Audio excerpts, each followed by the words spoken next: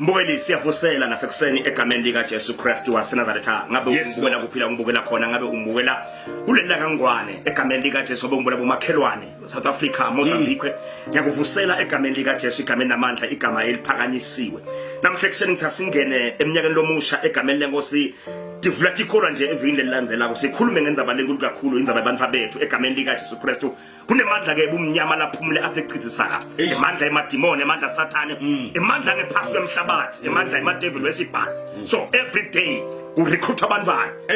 every day kuntshontsha abantwana every day kuyefika ebusuku ngemaphupho kuntshontsha abantwana egameni lenkosi etikolweni kunemaring labathunyelwa ukuthi untshontsha abantwana bethu etikolweni kunebangala baphila ukuthi bayorecruiter abantwana bethu etikolweni kunemagangs lafakiwe manje bama-K9 bama-26 tinombolo egameni lika Jesu Kristu ngithi manje asikhulume ngenzaba lokho ukuthi manje sibavikela njani abantwana bethu kakhulu ukuthi baxhasiswe kule tinto tema-devil worshipers ngoba indzaba ye-devil worshiping mbukele ekhaya la ukhona khona yinto le-serious and yinto le-real namhla lo ngikhuluma kanje manje ngithi abantu bethu bangene bathe shiqe kuma-drugs ba-addicted to drugs bayeba bayagwaza bayabulala egameni lenkosi abalala emakhaya benza yonke le nto le egameni lenkosi ngiyakubuza ukuthi ingabe kwendekeni egameni lenkosi abantu bethu baxhasisiwe kulamandla ebumnyama baxhasisiwe lengephakathi kwemhlabathi baxhasisiwe ngemandla ema-devil worshipers egameni lika Jesu Kristu asikhuluma nje ukuthi bantu bethu labangumliba leyaphambili abantu bethu labaligugu kuNkulunkulu sibabiyela kanjani kunalibhubhane lolukhona egameni lika Jesu ngoba uthi njangena ka grade 1 egameni lenkosi so yafundisa ukuthi umkha uphathwa kanjani angena ka grade 1 nje emaphusheni siyabakashelwa nje so yatshela ukuthi sisebenza kanjani udingaka ingadi kuphi egameni lenkosi lo mfana mncane but utrainwa amncane lokuthi lempilo ye-devil worshipper iphilwa kanjani egameni lika Jesu Kristu sifundisele futhi omkhulu incwadi yeDakha number 22 verse number 6 egameni lika Jesu. Siyabonga kakhulu bese elive la uNkulunkulu incwadi lesiyifunza elapha kuDakha 22 verse number 6. Yes, Proverbs 22 verses number 6 egameni lika Jesu. Khulisa umntwana ngendlela lekufanele aphile ngayo. Yes Lord. Uyawuthi noma asakhulile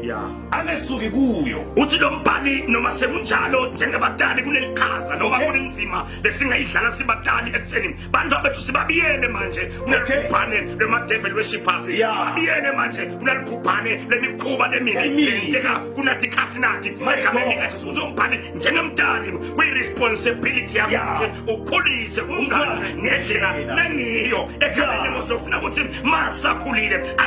suka kiyo egameni lenkosi noma emadimoni ahlasele noma sathane ahlasele noma ama-devil worshipers enkosi yami athunyelwa nakangaka kepha nathi ngala we have got a weapon lesinayo enjesu Kristu lebhayibheli lithi njengemdali wena you are a spiritual watchman of the child egameni lenkosi lebhayibheli lithi wena manje kungumsebenzi wakho ukuthi ukhulise umntwana ngendlela lofuna ukuthi masakhulile angesukiyo kanjani ke manje ngomfaka Jesu phakathi kwakhe uJesu lovikela umntwana uJesu lobiyela umntwana uJesu lonika umntwana i-direction uJesu lonya umntwana akawalandzeli imikhuba lentshonto abanye abantwana kepha alandzele imikhuba yasezulwini egameni lika Jesu njengoba kwathiwa ukuthi umntwana usipho lesivela kuNkulunkulu egameni lika Jesu also children are a target egameni lenkosi the target of the enemy so uyathiwa ukuthi umntwana kuze umbambe from ngesikhathi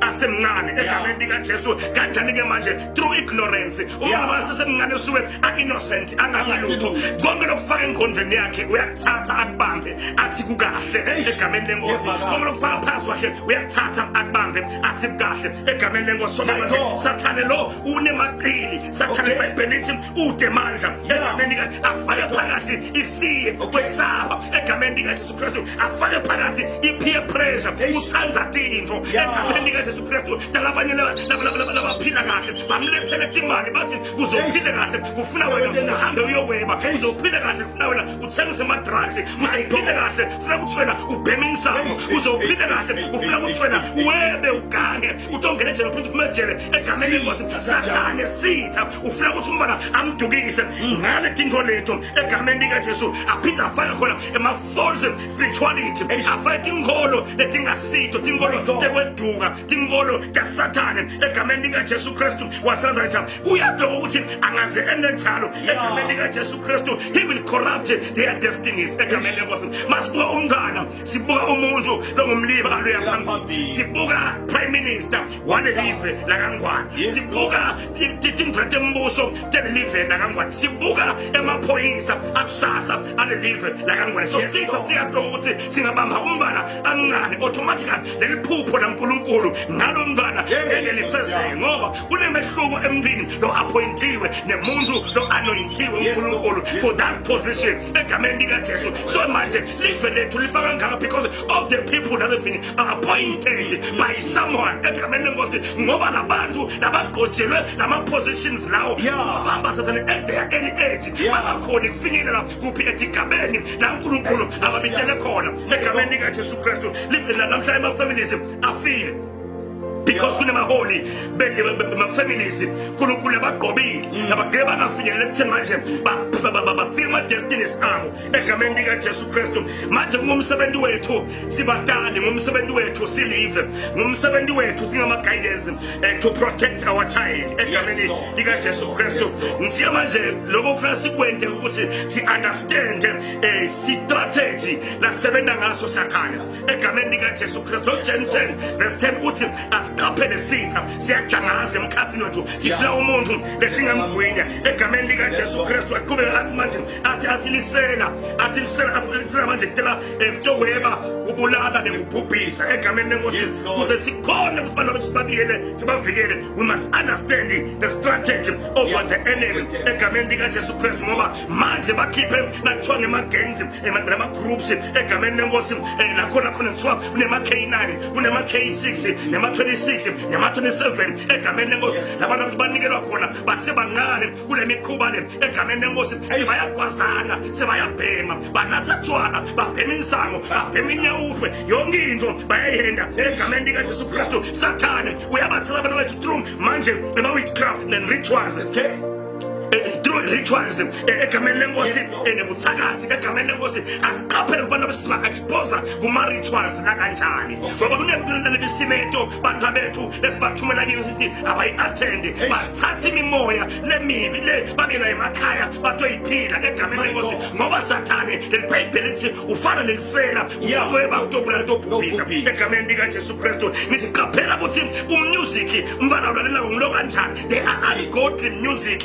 music levele ithwasisiwe ngilamandle bomnyama lathi ngangena emadlebeni mntana lo mntana ashintshe icharacter ashintshe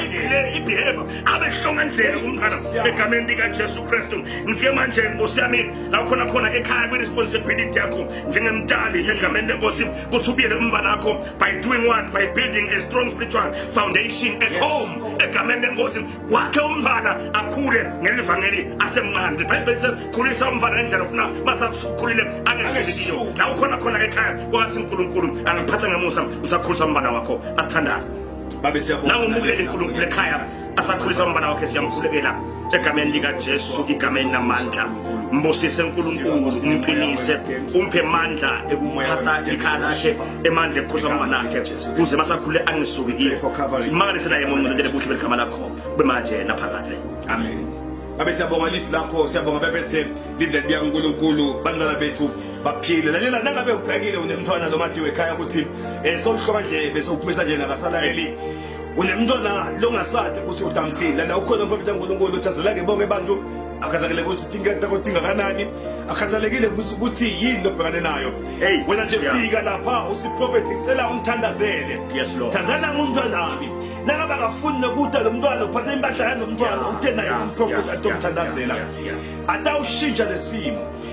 njalo ke ngalesithathu nangemgibelo isikhathi ngo11 ekseni embekelweni lakhe yakho nemagumbi phatha umnikelo wakho lo 150 malangeni kuyayitulo Udeus Prophet ngicela ngithandazise shamanje ubhalise kunathi inombolo jibonako siyakhona njalo ngelisonto Sunday inkonzo iyaqala lapha nga10 kuseni ngiyacela bese ukhona kuze utokhona ukuthi uthole leave lesikhathi leave lemandla thank you Jesus Prophet ngicazivelise nababukeli emakhaya siyabonga kakhulu my brothers bonga kakhulu umbukeli lapha ekhaya usibukela uzofika sika khona egameni lika Jesu Kristu uNkulunkulu ezazulwini disavula ikholo angabili abantu abethu bagcine esandleni sakhe lesinemandla egameni lika Jesu bye bye bye bye